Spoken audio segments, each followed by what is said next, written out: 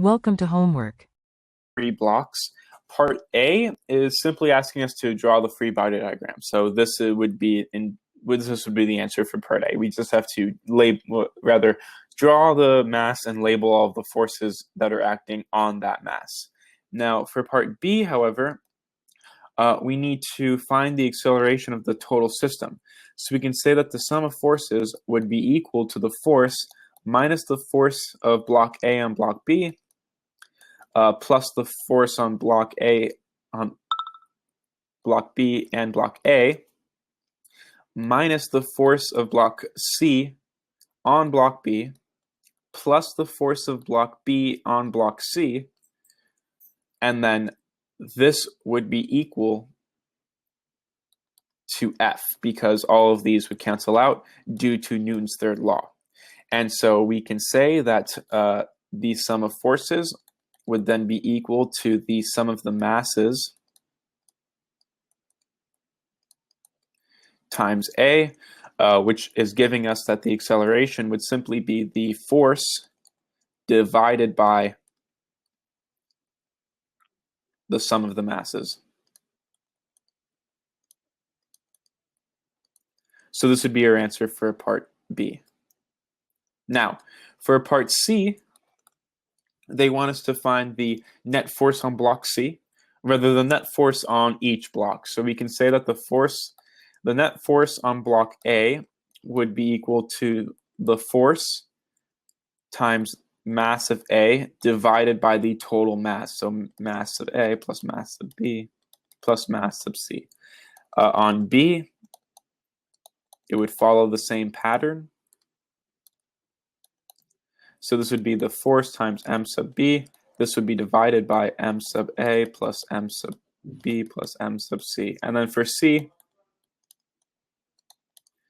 this would of course be force times the mass sub C divided by the mass again. So this would be, there was three answers for part C. Now, part D is asking us to find essentially the expression or the magnitude for all of the intermediate forces. So essentially F sub AB, F sub BA, BC.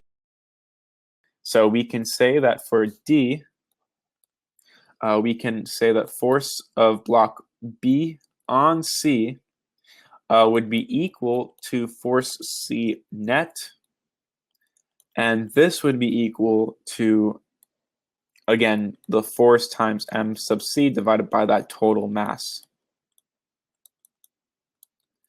And at this point, we can say that this is going to be equal to force sub BC due to Newton's third law of motion. Now we have to apply it to block A.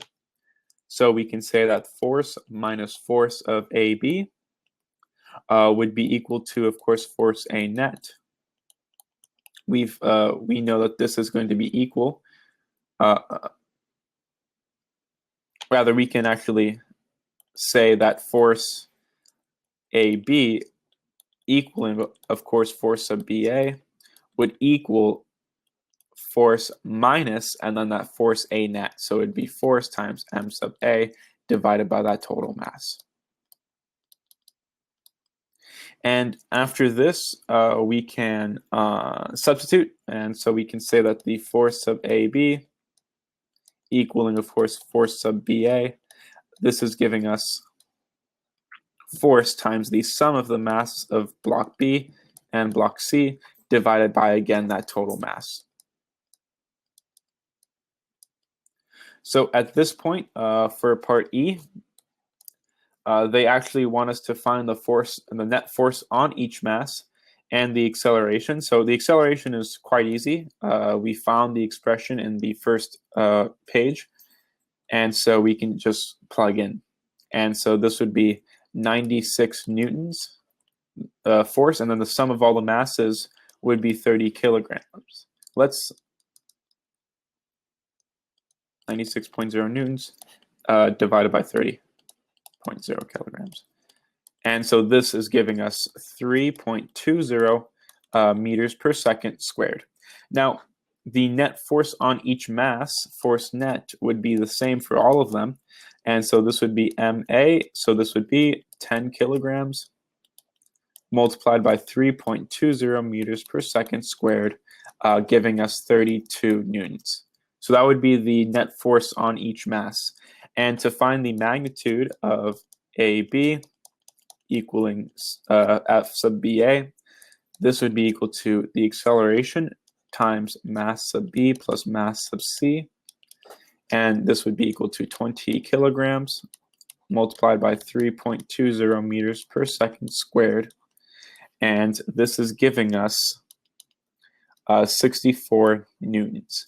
Now at this point, for force sub BC, this is equaling force sub CB. And at this point, it's pretty apparent that this will equal, again, 32 newtons. So this would be our final answer for part E, and our final answer for the second final answer for part E. That is the end of the solution. Thank you for watching.